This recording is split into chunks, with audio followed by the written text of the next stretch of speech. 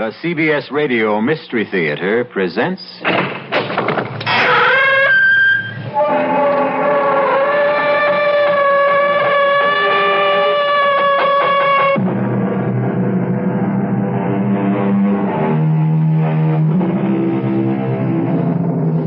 Come in. Welcome. I'm E.G. Marshall. Welcome to the sounds of suspense. To the fear you can hear.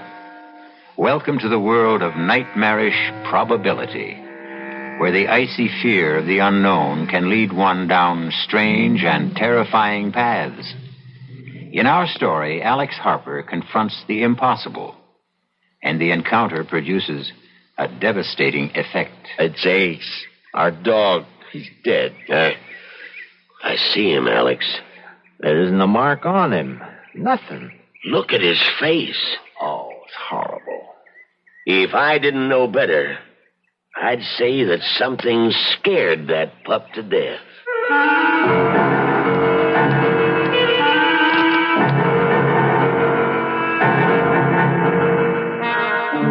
Our mystery drama, The Edge of Death, was written especially for the Mystery Theater by Saul Panitz and stars Patrick O'Neill.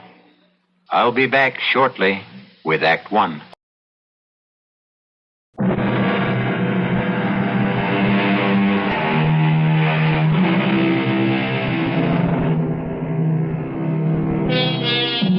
Meet Alex Harper, farmer. Right now his left arm is in a sling, heavily bandaged to protect the more than 20 stitches. Just a small accident on his tractor. First time in his 28 years as a farmer that he'd ever suffered more than a slight sprain or a minor bruise. It is a late August morning, an unreal sky, so blue it almost hurts the eyes to look at it. Even now, there is a promise that the cool dampness of the morning will soon yield to the stifling heat of the prairie sun. No matter what you say, I still don't think I ought to leave you alone. Who said I'm alone? You hear what Judy said, huh, Ace? Can't you be serious for a second? Only because I think you should go. Now, we've been over this a dozen times. If something was to happen, I'd never forgive myself. Oh, what if the sky fell down, Chicken Little? Well, your arm, it hurts, doesn't it? Did I say so? Oh, whenever you get this way sarcastic, you're covering up. You can't fool me. Take another pill. Another one, and I'll be going around like a zombie. Oh, and I'll ask Doc Stevenson if he can give you something else. But I don't want something else. Now, you go on, get your annual checkup, do a little shopping if you like. But I still think I ought to be here. After last night... Oh, boy, last night again. I am not a hysterical woman. I didn't say you were. Well, you thought so. Well, you get me up out of a sound sleep and insist that there are lights and noises. I know, I heard something last night. It wasn't a rabbit or a deer. There was a flashing light. I'm not an idiot, and I haven't got that good imagination to make it all up. And now I'll go.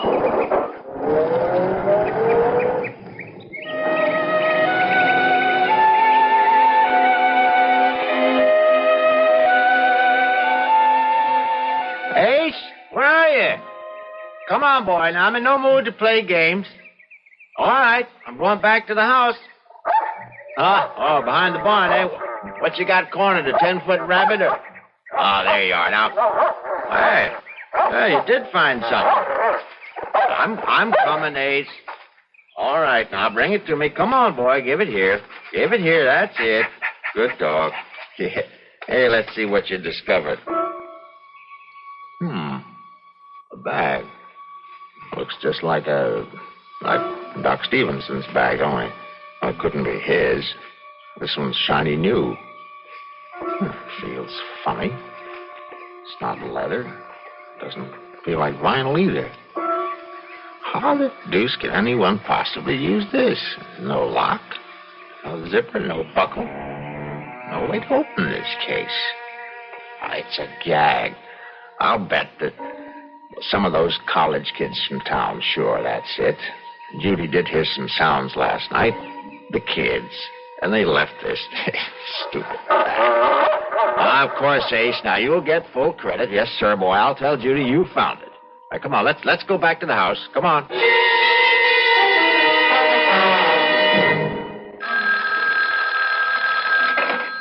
That you, Alex? Doc, hello. How's the arm? Not bad. Now, when are you going to take the stitches out? One of these days. Now, don't rush it. That's a mighty bad tear. Will you level with me? Shoot. Will the arm be as good as new? Well, not really. Some of the muscles were torn. Oh, you'll have movement, but there will be limitations. You were lucky that it's the left and not the right. Yeah, lucky. And you'll end up with a beautiful scar. Say, Doc, is Judy still there? She left about 30 minutes ago. Did she check out okay? Well, there are some tests that will take a few days. But from what you could see, Well, that's the real reason I called, Alex. there is something? There is. Well, not serious. Yes and no. Oh, what the devil does that mean? Well, it's your heart. And before you jump to conclusions, listen. If she watches herself, obeys a special diet, there's no reason why she shouldn't live a normal span of life. Did you tell her? Well, only that it's a rather common condition that can be controlled. She's not alarmed, and she needn't be. Now, I mean this, Alex. I've seen patients like her do almost everything they used to do and go on and on. Almost. Oh, Doc, last time you dropped by, let's see, that must have been at least a week ago. No more like 10 days. By any chance, did you leave something out here? Huh? You aren't missing one of your black bags. Huh. I've only got one bag. What are you talking about? Nothing. Doc, I think I hear Judy. Yeah, it is. Hey, she's driving kind of funny. I better hang up, Doc.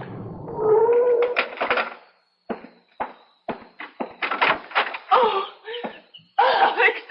Oh, Easy now. Whatever it is, you're home. I'm so frightened. Sure. Just a few miles past the Clearwood Sanitarium. You know the big curve through the woods? Yeah. I slowed down.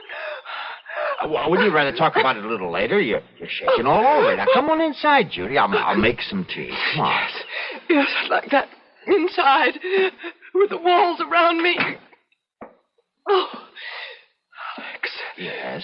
We're in danger, Alex. Oh, now, Judy. I saw him. I tell you, I saw him. Who? Death. Alex. I saw death.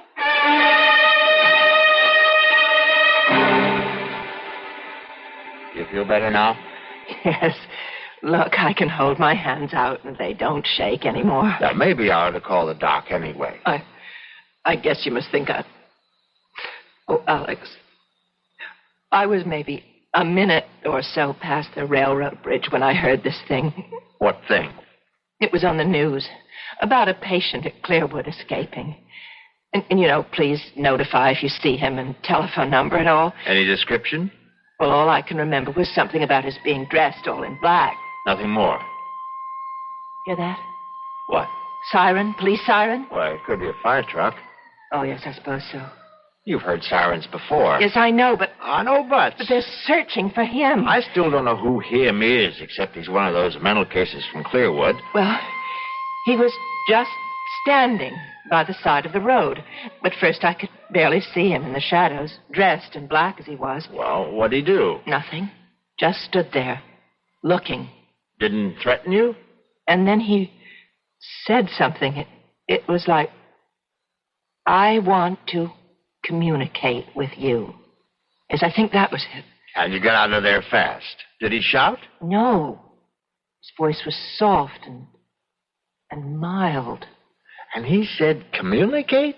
You sure he used that word? Communicate, yes. It's a queer word to use, don't you think? I mean, most people would say talk. I want to talk with you. Communicate. I know what I heard. I looked up when I heard him, and by now he was in the sunlight, and I could see him clearly, just a few feet away. Alex, he had no face. Now, Judy. I know what I saw. There was no face. I'm not hysterical, and I saw him. Now, if you say so. Oh, why don't you believe me? Because I can't conceive of anyone without a face, that's why. Now, right, let's start from the beginning. Did you see his eyes? No. Was he wearing a hat? Yes, a black one. Well, it could throw a shadow over his eyes so you couldn't see them. It's possible. Well, it has to be. How the devil could anyone? He could have been in an accident, surgery. But how would he? All right, let's go on now. What about his nose? No, I didn't see any. It could be the hat again. Mouth? His mouth, Judy. You see, if the sun was hitting over his shoulder, then there'd be a shadow from his hat. In that case, the mystery's over. You're trying to make me feel like a fool. I don't care what you or anyone else thinks, but I saw a man with no face. So you can know what you can do with your theory about the sun and the shadows. I don't know about flying saucers, and I don't take pills, and I don't smoke pot or whatever they call it. And I'm not crazy in imagining things. For your information, Alex, my eyes are still 20/20, and they saw, oh, God help me, a man without a face.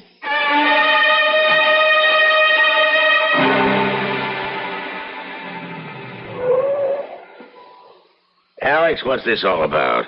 I mean, meeting you down the road instead of at your house. I didn't want Judy to worry, Ben. I'm a police officer, not one of those secret agents you see in the movies. Ben, she says she saw the patient from Clearwood. Is that why you got me out here like this? He escaped. You make it sound like he's Jack the Ripper. Because he's from Clearwood, you got the idea he's a raving homicidal maniac. Oh, sure. All they've got out there are a bunch of lovable folks who are just a little mixed up. You're really upset. Never seen you like this. Guess I didn't know how much until right now. Judy ran into him on that big curve near Clearwood. She wasn't the only one. We've had calls from all over. Funny, you get sober citizens see him at the same time, and miles apart, and dressed different. Happens every time. Take a hot day, mix in a little imagination. And this was real. Of course it was. And Judy's not, she's not the type. Now take my word for it, Alex.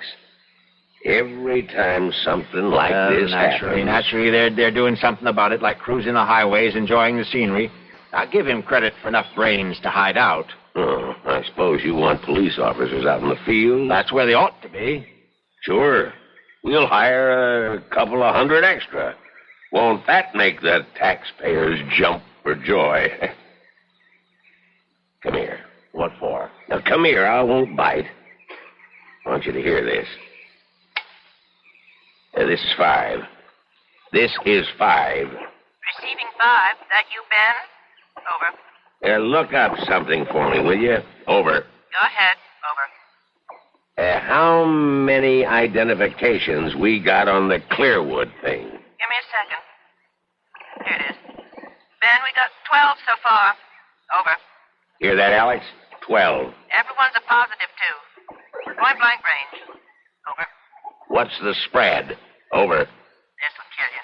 Nearest one is 2 miles. Longest is over 30. Over. See, Alex? Everybody sees what he wants to see. You still with me? Over. Yeah, right here. Over. Something you might be interested in. Over. Standing by. One of the boys here says it must be some kind of calls it mass hysteria or something. About half the idents claim this guy is nothing like anything you or me ever seen. Like how? Get to it, will you? Well, they say they had a close look and that he ain't got a face like you and me.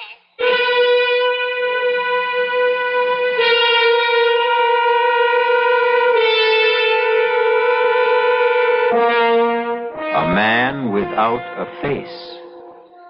Judy is not the only one. But think for a moment.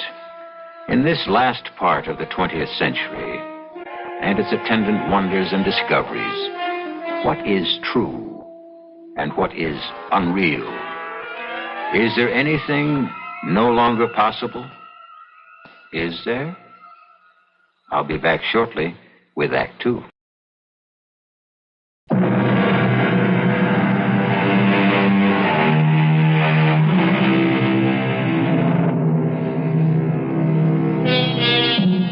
Well, the doubting Alex knows that there's nothing wrong with his wife's power of observation. She did see a man, and though he does have a face, there is something missing. A mouth. Result of an accident? Or is he a mutation? A gruesome congenital result? Or perhaps from out of this world? Let's join Alex and see if we can find out. This is Alex Harper calling. Could you connect me with the director of the sanitarium, please? Regis here. I'm sorry to bother you, Doctor. I'm Alex Harper. I have a place on Route 36, about 8 miles from you. Yes, of course. I've passed by there quite often. What can I do for you, Mr. Harper? Doctor, I hope you won't laugh or anything, but I have a couple of questions about this fellow who broke out of your place. Michael. That's his name? Michael? Michael what? Well, now, we have no full identification. He gave us only his first name. But he was a patient at Clearwood, wasn't he? In a sense. Was he or wasn't he? Well, only for one day. You see, Michael is a rather unique case. Most unique. In all my years, I've never seen anything like him. Look, I have to speak low because I don't want my wife to hear. She's in the kitchen, and she's plenty upset already about your Michael. She's seen him? Where? Have you notified the police? Well, I thought I'd speak to you first. She saw him, and from what she says, she's either crazy or hysterical. And I can tell you, she's not either one of them. Well, Michael is, well, he's different. Different? That what you call a guy without a face? Without a... Oh, no. He has features. The eyes, nose, and the rest of it? Well, of course. Then my wife, she didn't see what she says she saw? No, I haven't said anything like that, Mr. Harper.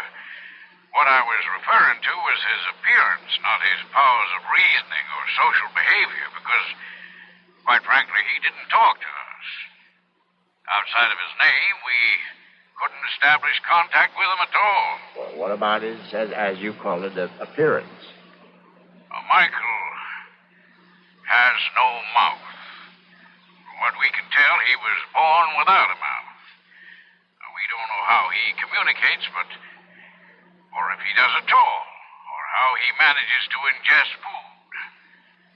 Truth is, he wrote his name on a scrap of paper. You see, Michael may be something quite new to our world, Mr. Harper. Perhaps one of a kind. Maybe he's, what's the word I'm hunting for? Mutation? Yeah, that's it. I hope to God that he is what he appears to be. A freak.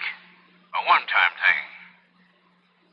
But suppose he's only the first, the beginning of perhaps a new kind of man.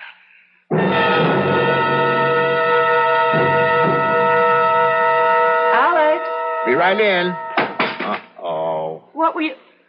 Oh, no. Oh, it's only an old ashtray. No big loss. How'd that happen? I got up when you called, and this case was on my lap, and it fell off. Well, you'll pick up the pieces, won't you? I've got something cooking. Sure.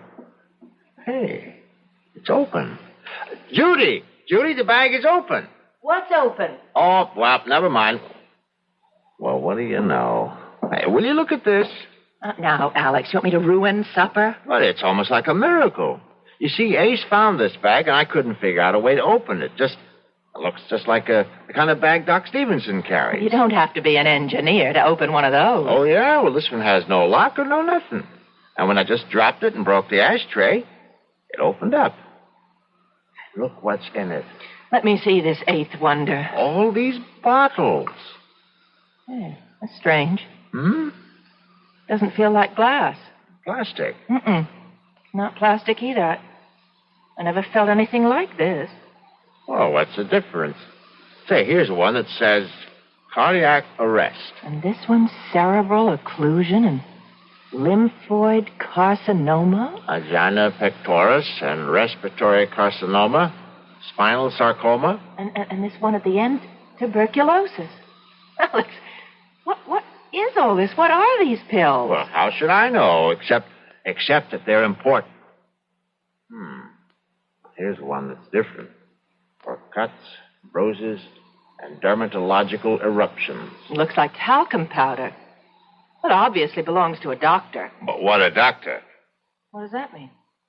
Have you ever heard of a doctor who has a bag full of pills that cures heart disease and cancers, not to speak of stroke? The worst plagues of mankind, and here in our hands are the answers to what science has been searching for? Cures? Those pills aren't cures. Who ever heard of a pill curing cancer, heart disease, or stroke? Well, why not? Think a moment. Look at this bag, Judy. Never seen anything like it in your life. I tell you, I don't understand it. I don't know where it came from, but it's like nothing on this earth. And these pills, now go on and laugh if you want to. But I know they can do what their labels say. Now, I can't prove it, but I know. All right, dear. If you want to think that, you go right on. I've got dinner to make. Now, don't patronize me. Alex, aren't you carrying this a little too far? You don't seem to realize what we have here. And you do. Those things could be dangerous for all you know. Oh, my God. Now, how can I prove? Whoa. Wait, there is a way. And right now, here, help me. Here. No, don't, Alex. All right, then I'll get these bandages off Please, myself. Now, I'm begging you. Now, the doctor said that... It's kind of awkward. Now, get scissors and cut some of this away. Now, get it. I won't be part of this stupidity. Now, you've lost your mind. Are you going to help me or not? Now, once I get the bandages off, I'm only going to put some of that powder on the stitches and on the skin where it's so red. That's all. A little powder. Oh, now, what can happen? What? Honey, don't you realize what this is all about? If this should work, and it will, you'll see, then those pills for cancer and heart... See now? Alex, these things happen in stories, but not... It's for you. You'd be well. Don't you understand? When Doc told me what he'd found, that you had a heart condition, But he assured me it was nothing to worry about. Oh, the old bedside manner. He wanted to break it to you easily. Did he tell you that it was... No, I can't say that, but how can heart disease be anything but serious? So when somehow the bag opened and I saw what was inside, I couldn't think of anything but that you could be cured just like that. Oh, honey, I love you. Oh, Alex, I guess it's all right. Where are they? Here they are. That's better. Now, careful now. You don't want to cut those stitches. Good. That's fine. Oh, the skin is so red. Sorry, looking mess, I know. Now, please, give me that bottle of powder or whatever it is. Alex. Please. Here. The bottle is warm. Well, it's a hot day. Oh, it feels as though it's generating the heat itself. Isn't that wild?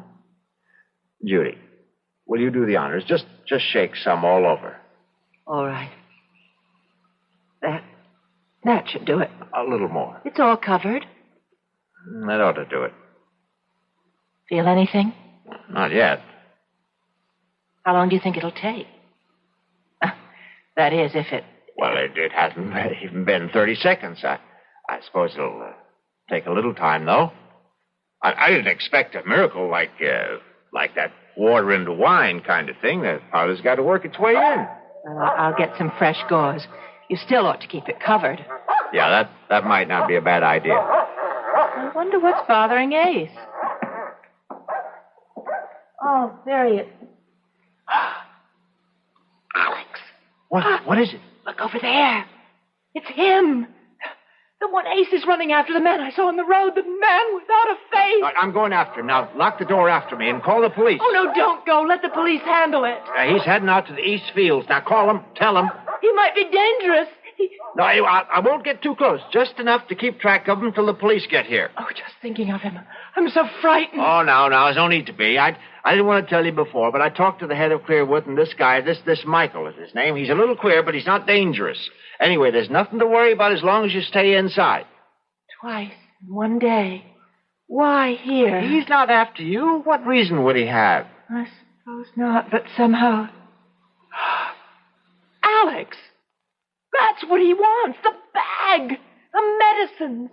It must be his bag. He's come for it. Him? A doctor? It has to be. That's the only explanation. Oh, I'll give you another. He's escaped and wants to stay off the main roads. After all, you spotted him, did you? He just wants to get as far from Clearwood as he can.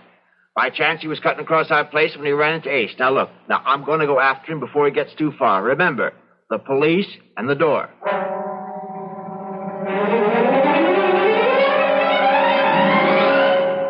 Now, don't get your dander up, Alex. We've known each other too long for that.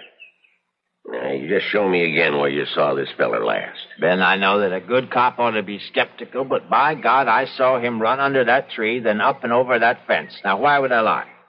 I don't mean to make out that you did any such thing. It's just so darn queer. Huh? Well, look for yourself. Look at what? That's it. Nothing to see. Oh, come on now. Let's stop this rustic routine.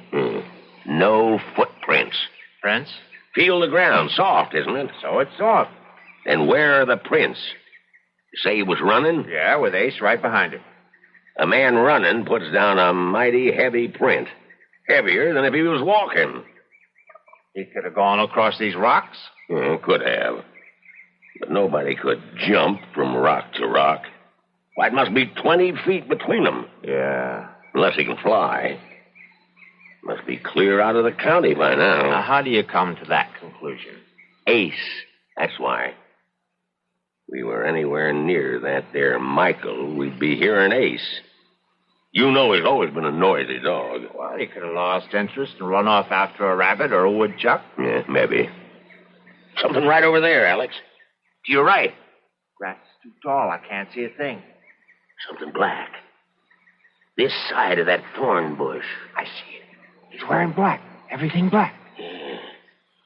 Come on out. Stand up. Now, I'm telling you for the last time. Put up your hands and come out. Now, I'm going to fire a shot in the air, and if that doesn't fetch you, I'll put the next one into you. Ben, I don't think he's coming out. You won't shoot, will you? Just you watch. But he isn't armed. How do you know that? Well, if he was, he could have cut you down. Standing up, you'd make a beautiful target. You got something there. I'm going in. I got an idea. He's so scared he can't move. Now, don't be stupid. Come back. Oh, my God. Of all the stupid things... Oh, it's Ace. Our dog. He's dead. Yeah. Gee, I'm sorry. Oh, there isn't a mark on him. Look at his face. Oh, it's horrible.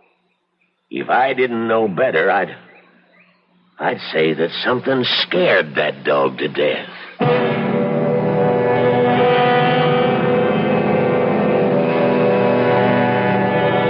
There is no medicine for fear. The icy chill that reaches out with frigid fingers to clutch the heart. The shadow of the inexplicable Mr. Michael hovers close by, and the lives of at least 2 people will be irreparably altered. We'll find out how when I return shortly with Act 3.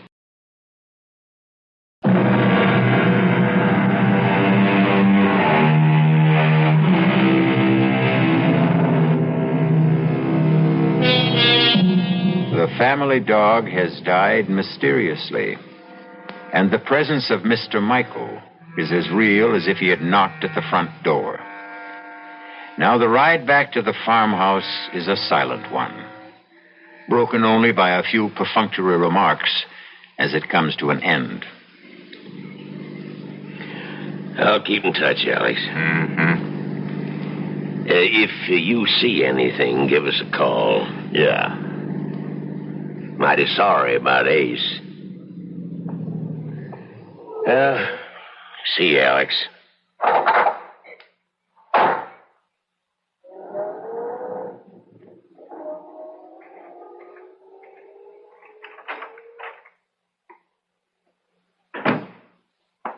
You okay? Okay. Is that Ben in the police car? Yeah, it's Ben. Oh, you should have invited him in. I guess so. I just didn't think. Judy. Did he get away? The man who... Oh, Ben thinks he's out of the county. Oh, I hope so. Judy, we were following Ace. Alex, And I look at it. It's the miracle you were talking met about. Ben and we were over in the Call the North doctor. Field. He'll drop everything and come out when you tell him. And I was the one who didn't believe. I don't understand you. I thought you'd be jumping up and down because what you said would happen did. I'm so happy for you. Huh? Don't you hear me? Alex, look at your arm, your left arm. My God. My God in heaven. I didn't believe it. Oh, what an idiot I was. Talcum powder. You want to know the truth? I thought you'd flipped. Absolutely over the deep end. Telling me to shake powder on. Hey, I'm moving it. You see? Like it was before the accident. It's like a young arm. It's brand new. Yahoo! No more pain. No more stitches. No more pain. Couldn't believe it. He won't believe it. Oh, Doc Stevenson, boo. Boo on all doctors. Here. Hey, what do they know anyway? You'll never have full use of that arm. However, if you followed my advice, you'll think I borrowed another arm. Look, not a single scar. It looks like the skin was never even scratched. Oh, it's so wonderful. Oh, and I love you. You won't be angry with me. How could I be? And why should I be? The doctor's bag, the one Ace found. Yeah, the bag. Where is it? I have it. Well, get it, now that we have proof. Judy, you're going to be as good as new. The proper pill and no more heart condition. Hear that, world? Listen, oh, gracious universe.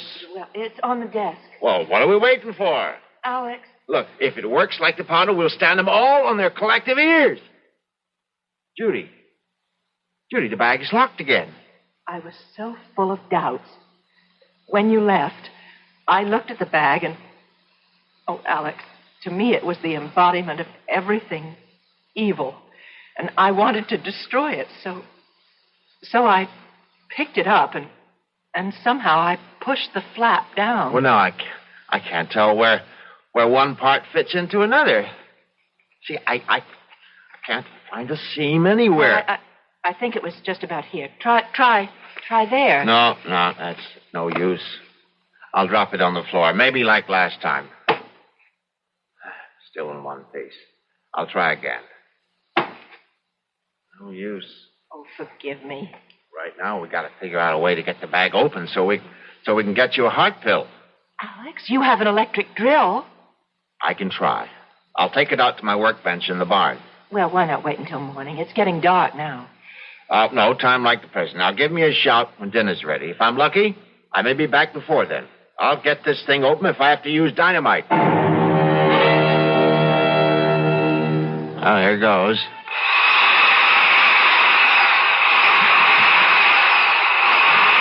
Nuts. The instrument will not achieve penetration. Who? Do not be alarmed. I mean you no harm. You know who I am? Michael? I am he. Don't come any closer. There is nothing to fear. There is no belligerency in me. I have a gun. This rifle is loaded. That is a weapon? Yes. It can bring an end to consciousness? Easily. It is not my intention to cause any fear. But you have. You killed my dog today. The creature threatened me, and I did not intend to. I did not realize how weak it was. A simple mental probe, and I regret the occurrence. Haven't you ever seen a dog before? They are images in books and pictures. There are no dogs or animals where you come from? There is barely enough room for the higher forms of life. We have never learned to curb our reproductive powers, it seems. Well, where is this place you come from? This is Earth, the third planet from the sun, I think. I know. It is my home, too. Oh, that can't be. I exist, but not of your time. Not of my time? Time runs on. There is a past, a present, and a future. The threads are simultaneous. Oh, now, you don't expect me to I believe. am fatigued from my experience, and I must return. If you will kindly give back my case to me, the one you have on the bench. It's yours? That is why I have come. It was misplaced, lost. But now that I have found it... Well, there's no argument about it, Doctor. It's yours. I am not a doctor, not in the context of usage in your time.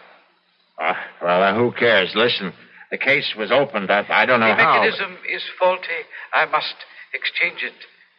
You did not utilize any of the contents. Well, only some of the powder in the bottle labeled... Yes, I am aware. I did a fantastic job with my arm. Look at it. Look at it, Michael. Would you believe that only a few hours ago it was a match? I am well aware of the powers inherent in the powder.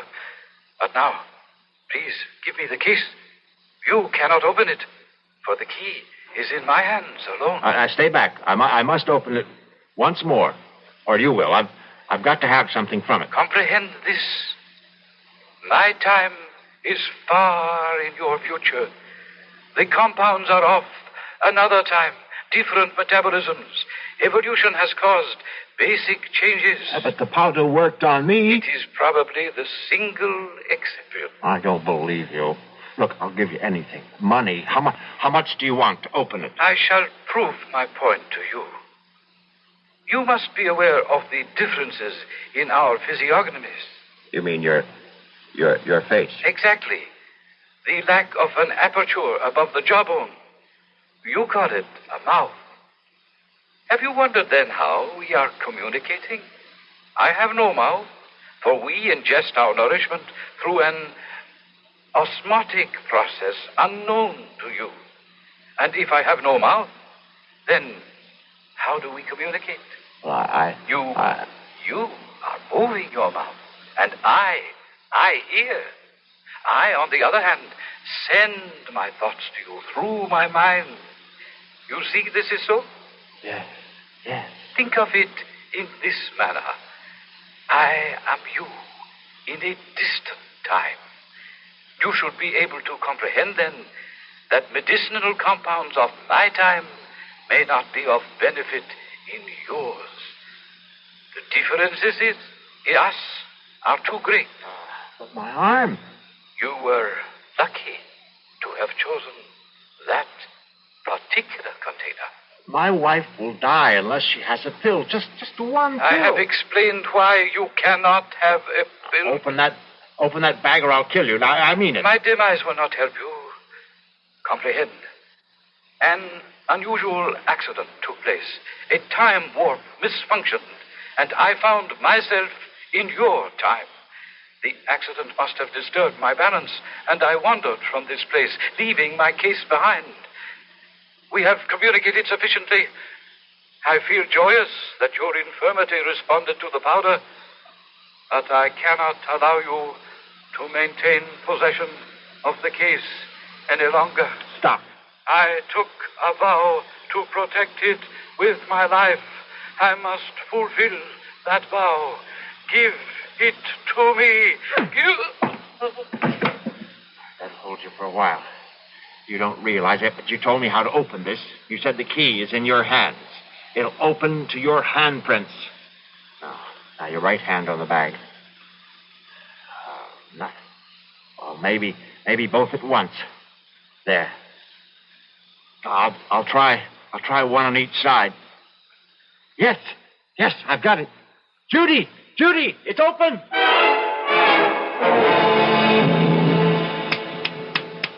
Come on, Michael, wake up. Come on, you're okay. Piece of ice on your cheek should help. That's it. Easy now. Fine. What? How do you feel? I thought your aim was to extinguish me. No. I only wanted one of those heart attack pills.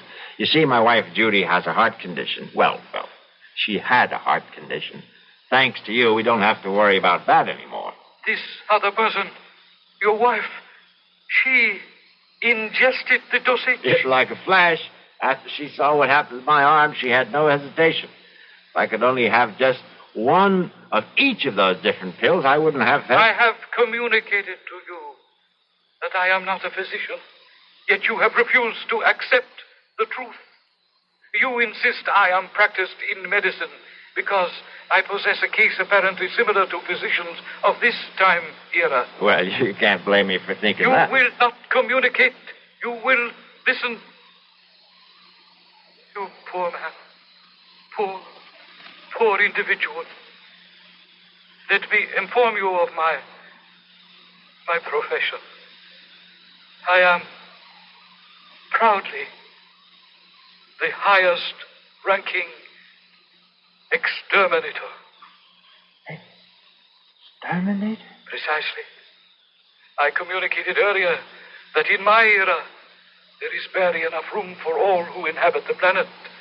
Therefore, exterminators trained to eliminate painlessly and quickly. Oh, no. The pills, as you refer to the compounds, are each a dose of death. The case is full of death. The tools of my trade. Oh, no. All except the container of first aid powder, which I keep for my personal needs. Fortunately for you are now thoroughly healed arm. But the rest...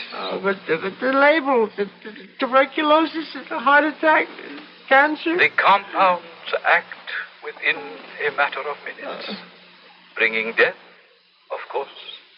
Instead of resorting to the crude murders of earlier, more primitive eras, it is more comforting for the family to report that one of its members has died of cancer, heart disease, or any one of a dozen other diseases. Murder. Elimination.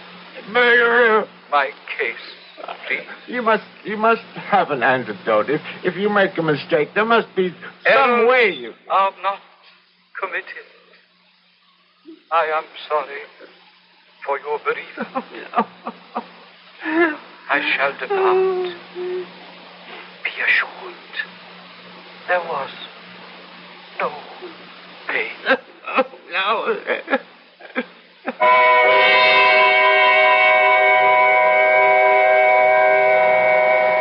Naturally, there were those who were skeptical. A man from another time who conversed through telepathic means? Much too fantastic. Alex Harper would look with infinitely sad eyes and agree that it was too much to expect anyone to believe his story. Except for one thing. And he would bare his left arm. Explain this, he would say. And if you can, I will agree that I dreamed the entire nightmare. I'll be back shortly.